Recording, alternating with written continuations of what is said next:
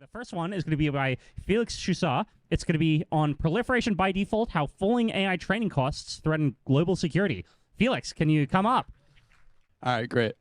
So I'm Felix Choussat. My mentor is Matthew Gentzel, and I've been doing some thinking about AI proliferation, the strategic implications of this, and sort of how to explain to politicians that this is sort of a dangerous by default thing that happens. So I want to start first with a story. This is a picture from something called O-Plan, which is a report the government has in preparation for invading North Korea in the case of an emergency. And this one is from 1994, when Bill Clinton was faced with the choice of invading North Korea to stop it from getting access to nuclear weapons and prevent it from becoming a nuclear power. And the reason he held off ultimately was that North Korea was threatening to shell Seoul with artillery fire, and this would have killed a few million people in a few hours. There's a sort of an important lesson to this, which is that the U.S. had the capability to intervene to stop the spread of a powerful, dangerous offensive technology, and yet it didn't do it anyways. And it didn't do it because the actor that they were trying to threaten had the capability to hurt something that they cared about in return. So something that we want policymakers to internalize is that you need some sort of large, decisive technological lead or decisive strategic advantage in order to be able to enforce non-proliferation. A helpful way to think about this is like you have a scale of technological development, right? And you might have some lower level where it's possible to hurt someone else's AI project. Let's say at a 4, you can throw a missile at their data center and blow it up. But until you get to an 8, they can send a missile back at you at a city you own or something else you care about. And that this cost that they can impose on you means that you don't actually do anything to their project in the first place. It's not until you get to an 8 where, let's say, you have functional missile interceptors online, that you can actually go and interfere in their project. Recently, the Israeli involvement in Iranian nuclear enrichment comes to mind, right? Because they can protect themselves from retaliation. So this has a lot of important implications, and we want politicians to internalize those implications. So first, I'll talk about some of the theory about how you can derive them, and then we'll talk about the implications more directly. So the main problem is that the cost to build powerful systems, especially systems with offensive capabilities, will sort of continue to decrease over time. Even though the cost to train a frontier model has gone up and up continuously, the cost to actually train to a fixed level of capabilities is going down. And it's going down because we've come up with algorithmic improvements and some hardware improvements that increase the sort of effective compute of all the actors. And over time, and this is as true for offensive capabilities as it is true for anything else. So at some point, offensive capabilities will sort of become easy to access. And there's a whole sort of spectrum of offensive capabilities that could be really dangerous. On one hand, you might increase access to capabilities that we already know are dangerous. You can increase the lethality of those things. You can compare a bioweapon to something like Mirror Life, which could destroy the biosphere from anywhere you place it. And then you can improve the delivery of payloads, right, and make them easier to distribute. So, delivering chemical weapons with lethal autonomous weapon systems. Another important idea or sort of bedrock principle is that the international, you'll have these AI systems, and if they spread around, they'll be sort of offense dominant. It'll be easier to use them to attack than to defend, and that the defensive capabilities they also come up with won't be enough to keep things stable. And that this informs politicians about prioritizing non-proliferation over anything else. A helpful way to think about offense dominance is this sort of like you have the cost to defend, and you have the cost to attack. And if this is bigger than this, it's easier to be attacked, right?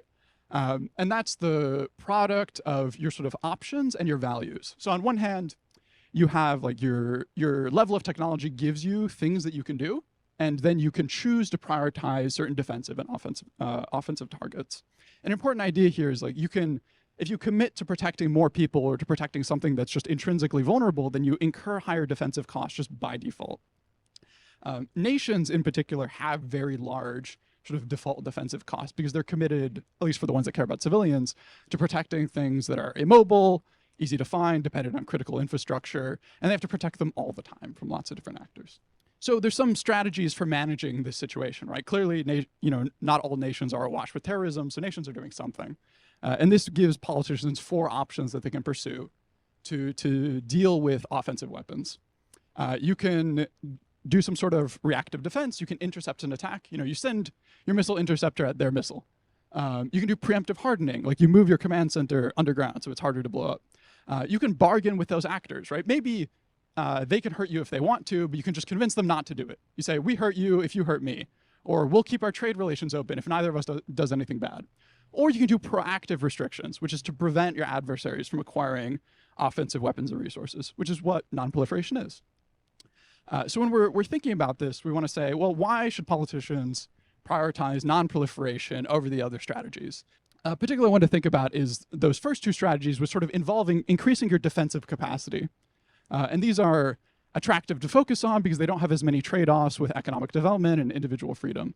But the problem is that you need to defend yourself from sort of all actors and all means of attack that they possess, right? It's not enough to defend yourself from just one thing. You have to be able to defend yourselves from all of the things, or else they'll gain a lot of strategic leverage over you. And you have to do that not just for one actor, but for every actor. Similar issue with bargaining. If you just keep increasing the number of powerful actors, eventually some of them will have values that allow them to actually use the offensive technology, and it gets less and less stable. Another important implication of this is that sort of offensive technology promotes more proliferation. If you get to the point where you have offensive technology that's not easy to stop or impossible to stop, you sort of have to bargain with that actor. So there's lots of incentives to sort of shrink the pool of powerful actors. Another important strategic idea of those like powerful actors, the ones who you're going to be forced to bargain with, the most likely of these is China, right? It'll be really difficult to get a decisive strategic advantage over them, both because they have sort of a lower bar to meet. They just need to be able to threaten the US with retaliation, not actually have their own ASI project as well. And because they have lots of capacity to sort of meet the lower level of offensive capability they would need to do that. So just recapping those policy implications really quickly.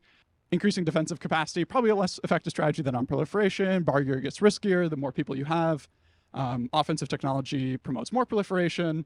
You need a big technological advantage to force people to do nonproliferation. And even with one, there's some level of offensive actor that you have to bargain with if they get past a certain point of offensive development. And that China is like sort of the most likely to be in that position. So knowing all that, you want politicians to sort of aim at two world states, right? You want to limit the number of powerful actors and allow those powerful actors to get a decisive advantage over everyone else. And you want to use that decisive advantage, which is temporary, to enforce nonproliferation permanently. So some sort of policy priorities for thinking about this. The step one goal is to slow proliferation to as many actors as possible and increase the tech lead of the frontier. So you put a bunch of restrictions for people's ability to build, use, or take frontier models. You do your compute controls. You do bans on frontier model sales or open sourcing. You have a bunch of cybersecurity for the labs. And in this way, anyone except the frontier actors, or the people who have a lot of domestic AI capacity, are gradually sort of left behind, and the frontier actors gain a larger and larger technological lead over them. Once they have this decisive advantage and they can't be hurt in retaliation, the goal is to sort of form a coalition between those frontier actors, which is why it's important to keep that group small, because that way it's easier to coordinate, and use your collective decisive strategic advantage to implement some sort of permanent nonproliferation regime. And this can happen out of shared interest in anti-terrorism, the preservation of hegemony, things like that. But obviously it gets harder the more people you have and the more opinions they have about what should happen with proliferation. So this probably looks like some sort of pivotal act to raise the cost of acquiring offensive weapons. Like you install a permanent verification regime over everyone else. You have a monopolization of compute and a bunch of hardware-bound restrictions, and then you can proliferate the sort of dual-use capabilities from there. All right, that's probably past time. If you have more questions, I'll be on at 1 p.m., or you can talk about this in much more detail with me. Thank you very much.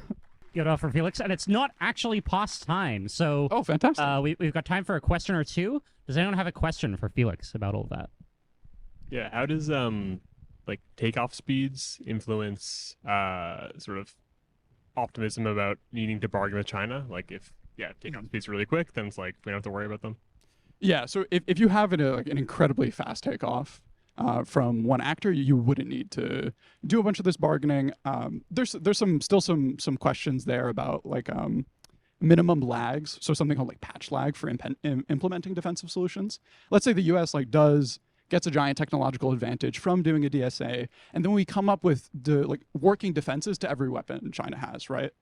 It might still take time to actually implement those everywhere. Like you might have a missile interceptor system for ICBMs, but actually installing it will still take a few months, right? And this gives them some sort of minimum amount of time they can use to catch up. And if the math of takeoff allows you to sort of explode that quickly, a few months might be enough time for them to also set off their intelligence explosion.